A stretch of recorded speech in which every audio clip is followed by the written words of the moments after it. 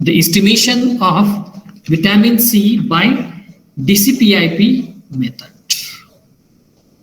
So anybody, can you tell me what is the importance of the vitamin C in our body and what is the daily requirement of vitamin C? Anyone? Yes, it acts as an antioxidant. Very good. Anything else?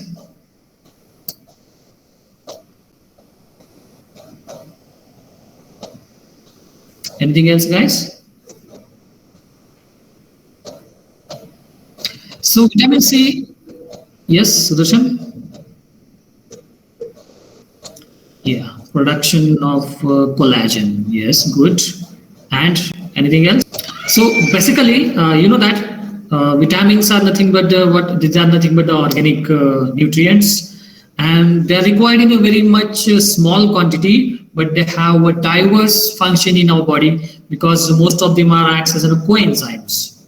Okay, like vitamin C is a water soluble vitamin, and it has very much important role in the synthesis of the collagen. It acts as an antioxidant agent at the same time for the formation of bile salt, then for the degradation of a tyrosine, and for the absorption of iron.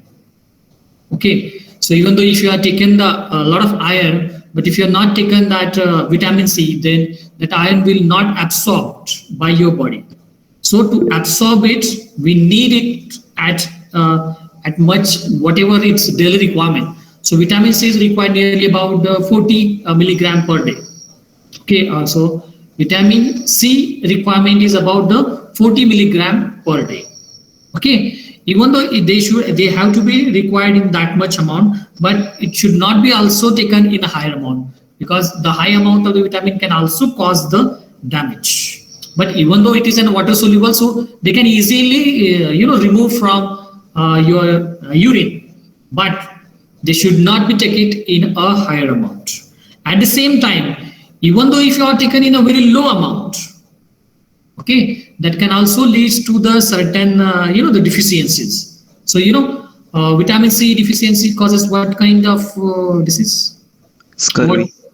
Yes. So scurvy is, as we know that we all of them are many of the times we all of them are suffering from it because every day we are not taking that vitamin C, whatever its daily requirement is there. So because of that, sometimes you may have the ulcer in your mouth and all. So it is because of the deficiency of vitamin C. Because vitamin C deficiency leads to the scurvy, which can lead to the muscle weakness, then softening of the gums, and sometimes it also leads to the loosening of the teeth.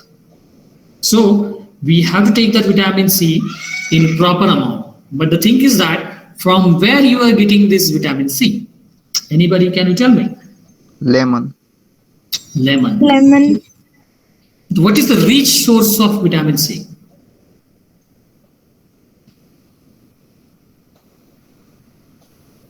Anyone? Orange. No? Orange contains the vitamin C, but what is the rich source? Amla. Yes, the amla, that is also called as a gooseberries. Okay, it contains the high amount of the vitamin C.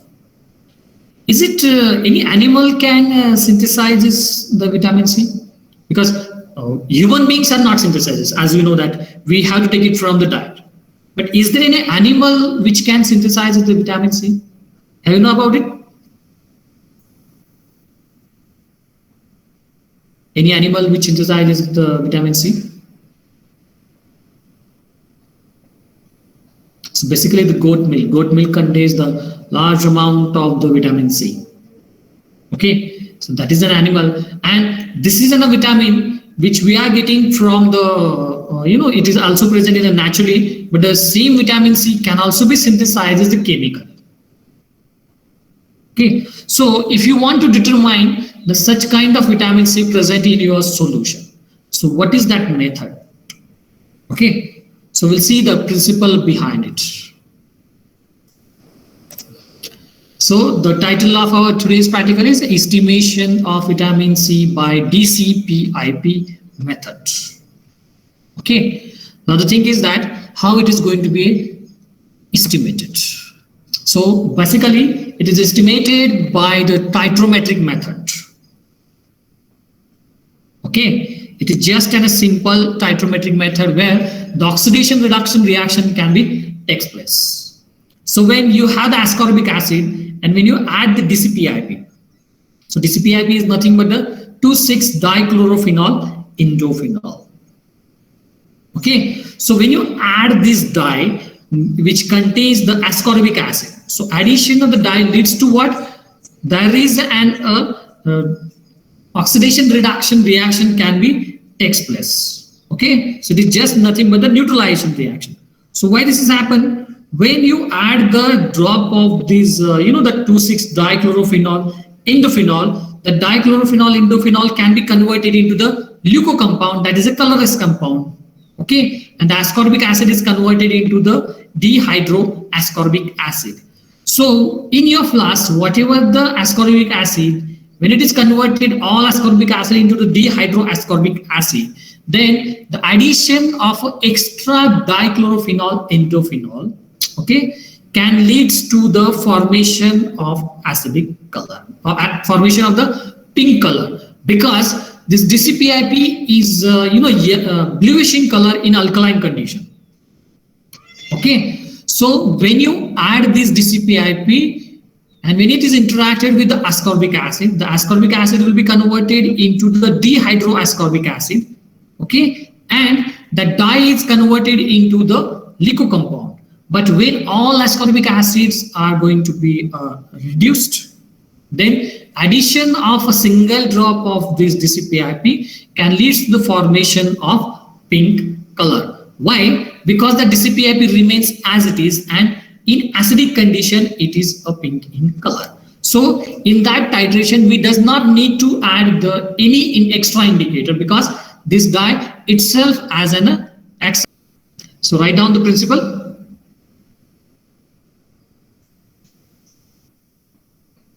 Vitamin C is ascorbic acid. It's also called as ascorbic acid,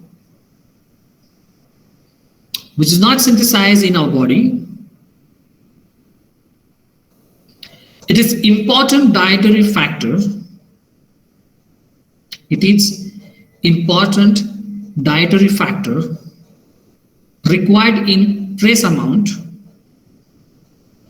Required in trace amount. The titrometric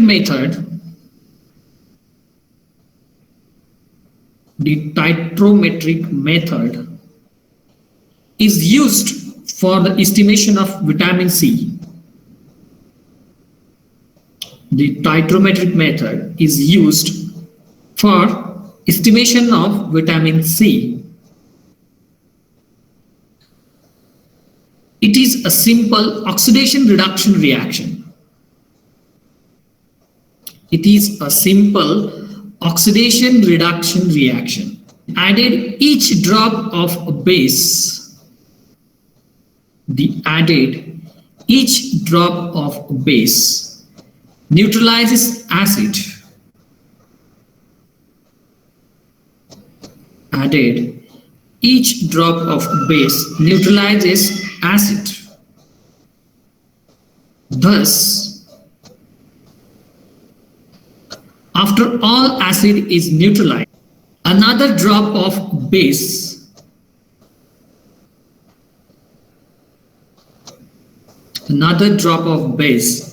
causes change in color,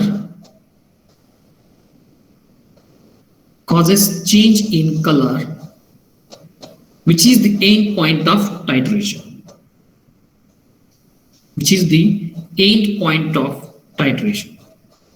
In this, vitamin C react with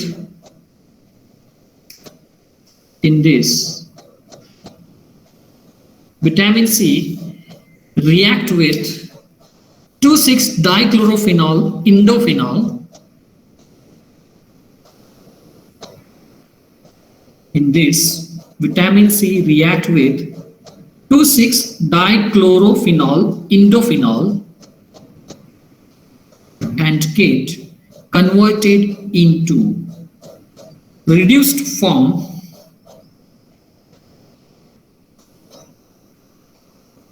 that is anhydrous vitamin C, that is anhydrous vitamin C, or dehydroascorbic acid, or dehydroascorbic acid, and 2,6-dichlorophenol indophenol, and 2,6-dichlorophenol indophenol converted into leucocompound dye. The dye acts as an indicator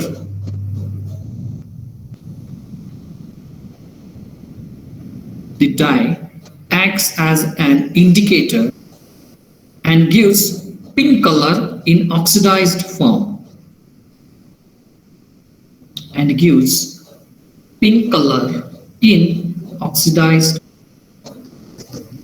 Okay, then write down this reaction. This is the ascorbic acid, then the dichlorophenol indophenol, and it gets reduced to dehydroascorbic acid, and the dye converted into the leucocompound, which is a colorless.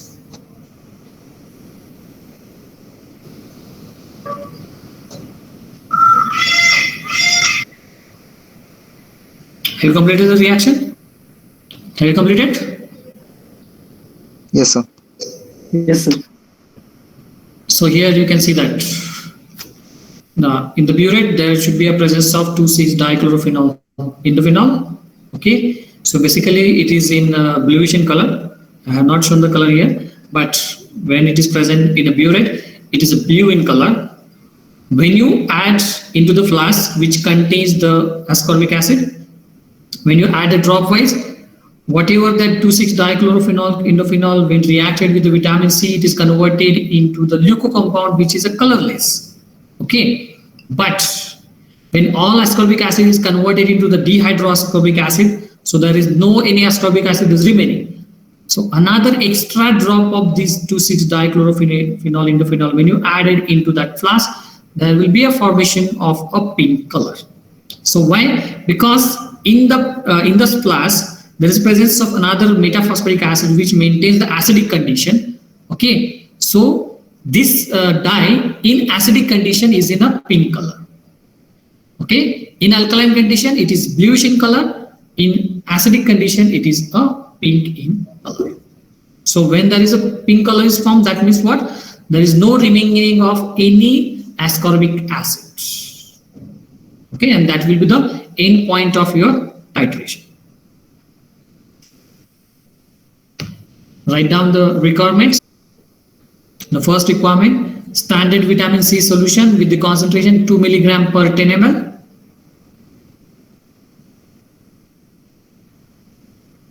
Then second requirement, 3% metaphosphoric acid.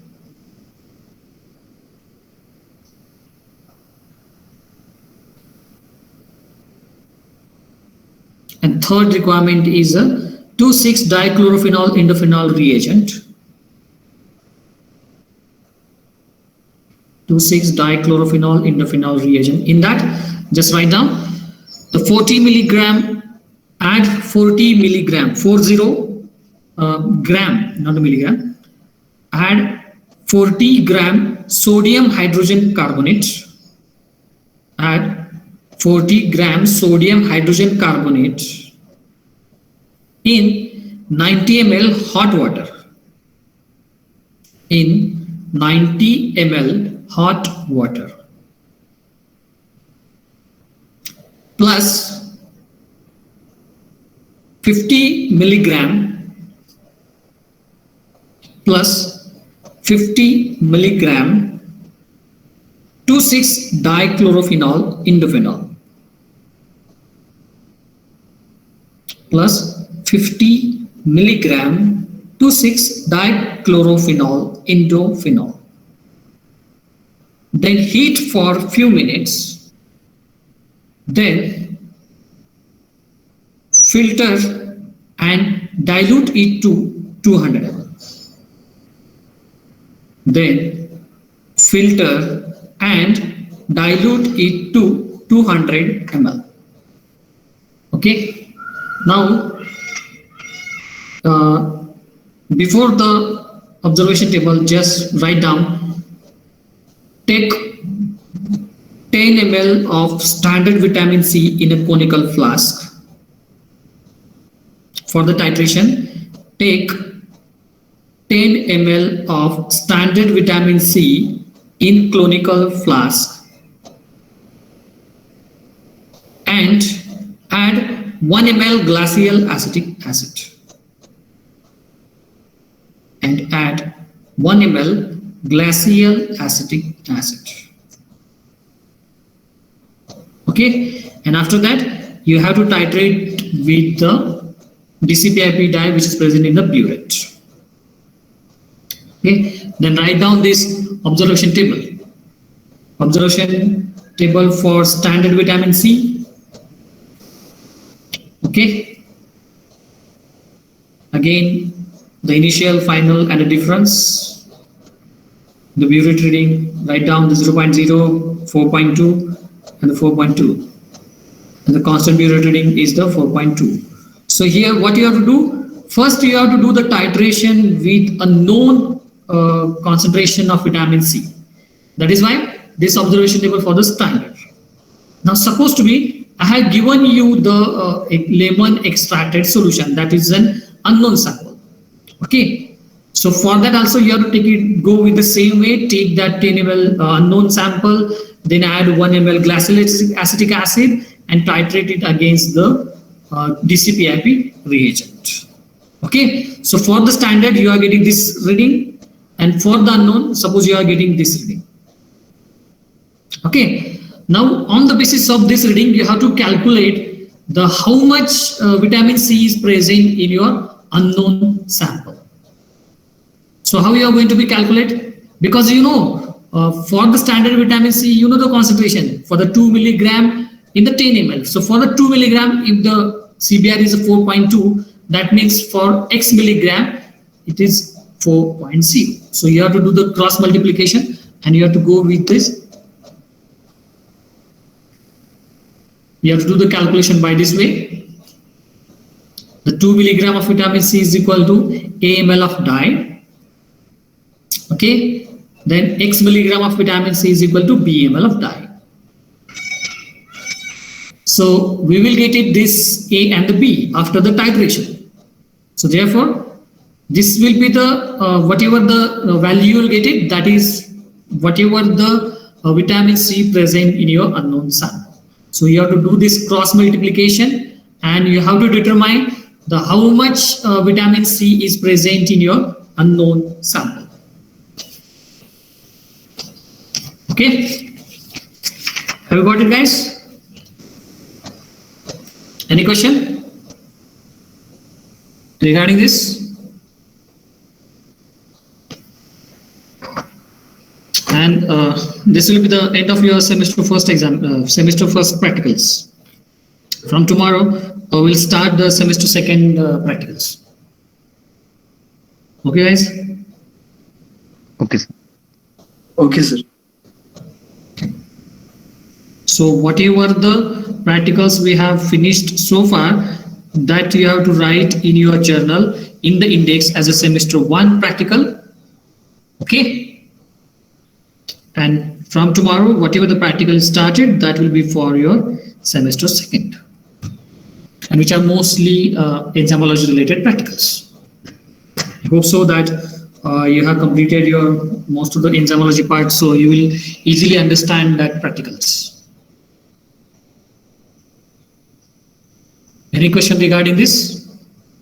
No, sir. Any doubt? Okay, then we'll meet tomorrow again with the semester 2 practicals. So we'll stop here today.